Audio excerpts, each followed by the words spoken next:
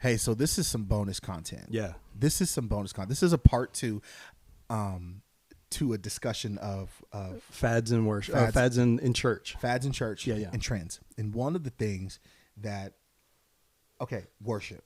Mm-hmm. I was just talking to our worship leader yesterday. Okay. Now, I grew up in the era of no tracks. Right. Metronome at best. If you really wanted to, didn't have a drummer. If you really wanted to irritate a drummer, because I'm a drummer, turn on a metronome. Turn on a metronome. I don't know how many metronomes I have thrown across the room. For real. I would go to sleep with it. But here's my thing. I love worship. Worship is my space. Yes. And if I can get into a good rhythm, sometimes I don't even need to preach. Sometimes I don't even think you need to preach. If the worship is there and the presence of God shows up, move out of the way and let him do the work. Where I feel we're at with the trends is everybody's doing the big circles now. Right. Everybody's trying to do the collectives now. Yeah. I was in a group back in the day, won't say the name for the sake of. Mm-hmm. You know who I was with, though. Yeah. There was a respect that leader had over the group. Yes. Had the respect of everybody's schedule. Each person, it was a collective. Yeah. Because it was different people from different churches, from different spaces. Right. But what the worship leader was aware of was we're not going to do anything on anybody's ministry day that they have a commitment to. Correct. We're not going to overdo it, right? Where I feel, and I want to definitely pick your brain on this, I think that the way worship is happening now, it's like now it's becoming so much of a trend. Can we be, who's the best? Can we be the next Maverick City? Can we be the next Elevation? And I ain't knocking any of them because I love their worship. Well, I have a hard time with a lot of it. Talk to us then, because me personally, I enjoy their worship. I'm not against it. I just don't like what it's producing in some spaces. Right. So like in the space of worship leading, like who can be the next thing? Well, here's what I got for. It's not that I don't like Elevation music or Maverick City or any of that. Here's my biggest thing. So right now, the trend of worship is back to being super wordy. You gotta have so many words, and there's 3 verses, and there's 2 different bridges, and you sing the chorus umpteen times, and it.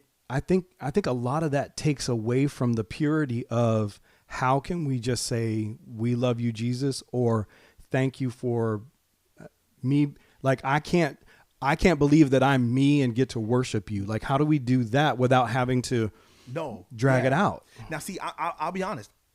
The words of the songs I feel are good. I'm not against the words, and that's where I disagree some. No, and that's there's one song out there right now that if you change one word, it would be theologically sound. But because there is that too. Because there's this one word, it's theologically unsound. Right. And you're supposed to be leading people into worship. Yes. And this worship then should be biblically true. Now to that, I'm with you, right? We want to make sure whatever we're singing, right, it's got theological sound. Whatever we're worshiping, I want to make sure, because there's some things out there that I'm kind of like, but the trend right now is to make sure that things rhyme instead of being theologically sound. That part, but I also feel like the trend is also like, let's be like everybody else. Like, how can we be the next Maverick City, the next Elevation? How can we be the next biggest collective? Once again, I love Elevation. I love Maverick City. I love their songs. I'm old school too. I love a good Chris McClarney. Yeah. I'm old school too, where I grew up on Mississippi Mass Choir. I grew up on Fred Hammond. I grew up on Israel Houghton. Like I grew up on these guys. Right. And Houghton's got a whole new album out. Right. It's a remake, but it's all collabed. Right. But I guess where I'm at, and I'm gonna just be quiet for the rest of the time. No, go for it. Go. Because what y'all didn't see, because this is just a quick bonus. Right. I had said after we had cut the camera, I said, man, one of the things I wish we could have got into was worship. Even the way people are dressing for work, like I'm seeing it a lot. Right. Where, okay, I'm just going to say it. Just do it. I'm just seeing a lot of wannabes right now. Okay. Not who they're supposed to be. Mm-hmm. You want to be, but not who God's called you to be. And as a worshiper, Yeah. that's a dangerous ground to be playing on. Yeah, absolutely. Not saying I ever did it right either, because your boy was a mess. I mean, a hot mess. But what I'm saying is the words, the theological words, yes, we want to make sure everything is good. Yes, we want to make sure it's sound, because I believe in that. But in short, I just feel like there's a lot of churches around right now that are trying to be the next. And I don't have anything against it, but I just always want to check the motive behind it. Right. Yeah. That's all I got, man. Well, you know, the trendy trying to be somebody that you're not. And that also comes on the cusp of not everybody recognizes that the average church size in America right now is 50 or under. Okay. So not everybody has, you know, that worship, like a worship team, right? They usually have a guy or two or three guys trying to put some worship together. So no, we're not talking about the average church in America. What we're talking about are maybe some of the bigger churches who are writing, or even the groups out there. Now I'm okay with most of these folks. I like their music. I do pick on it if it's theologically unsound. I absolutely rip it apart. I do. And it's because if you're leading me into the presence of God, it better actually be, you know, it better actually have some good theology behind it, so that I'm not worshiping something else. Again, I'm very much picking on one song in my head. So right, no, for sure. And I don't even know what that song is, but I want you to tell me after we cut. Okay. And so, but I think what we have to remember is the bigger churches out there who are trying, and the bigger conglomerates that are, hey, if I just get this person here with a collab, then maybe we can be the next. That's what I'm talking about. Or maybe if I can get this person, because, you know, that's what I'm talking about. What's his name? Chandler Moore is all over the place. Love his stuff. Yeah. Absolutely love his stuff. And at the same time, if he spreads himself too thin, so he's newly married, he's got all this, like, and just had a baby, like almost instant fame kind of stuff in the church world. Right.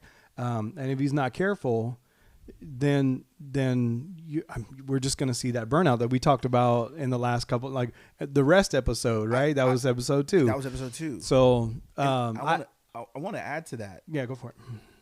He's a great example. Yeah.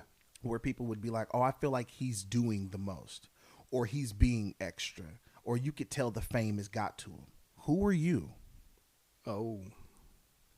Who are you to say and judge who this person is and was? Right. Did you know him before he got to this space? People, I mean, This is probably who this man was 100%. I don't even know Chandler Moore. Shout out Chandler Moore. Like, I'm backing the man, because that's what irritates my soul. Well, is when somebody is trying to make a judgment call off of a 15-second reel, or a snippet of something they see on a story of IG. Right. But yet they don't really know the character of this man. Right. The man himself. Yeah. So that's what frustrates me when it comes to, we want to be like all these guys, but we want to judge him because I feel like he's fake, or I feel like that's frustrating. Let me put this out there too, since we're just kind of, you know, hanging on it. Did you pay the price that he paid? I mean, you don't get to be where he is without paying a price. No. Whether it be persecution, or prayer, sacrifice, whatever. And so, I hear what you're saying. It's trendy right now to play all of this stuff that's out there, which again, I'm pretty vehemently against. Right. It's also why we don't do old school Vineyard stuff, because it was so wordy. Right. And it's just hard for people to worship to. And I know the pushback. Pushback is, oh, have you ever read Psalm 119? It's like the longest music song out there. Yeah, but we are not in those days or ages, and you are not King David. Right? So like when you're writing a worship song. Now, okay, let me give you a little bit more background for this before I go on this little rant. I led worship for about 10 years. And it was really, really hard for me to gather my little grip of songs that I really enjoyed because A, they got to be theologically sound. B, I had to find them in my range, right? Yeah, no, that's a thing. That's a thing. And I hated wordy stuff. Now that I also grew up in the camp style songs where you have one verse and one chorus and you just repeat them forever. So I do have to throw that out there, right? Yep, I hear you, sir. I hear you, sir. And then at the same time, I love the hymns. I'm not that old, but some of the old school hymns that are coming back with this new, R&B or this new feel, I mean, I'm really digging those. Like that's really getting me. Yeah. But again, it's not to the point of trying to be trendy to be the next big person out there, right? Like I really just want to worship. I really just want to be led into the presence of God, and I can get there without you. I can get into the presence of God without a big old worship set.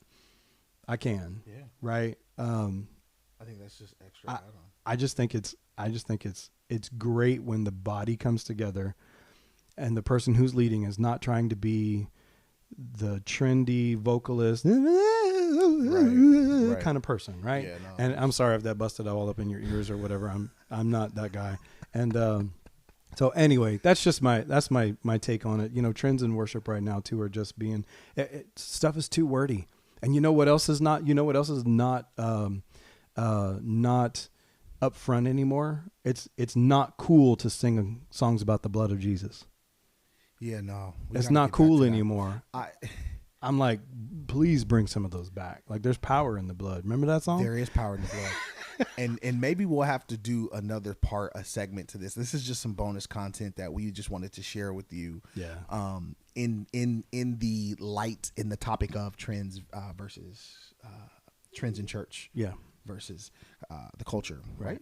Yeah. So anyhow, we love you. We just wanted to that's it. That's all we got. Yeah. That's it, man. That's funny. I can't believe that. That was great. We gonna cut it now, so that way I can tell him who I was talking about. Yes. Peace.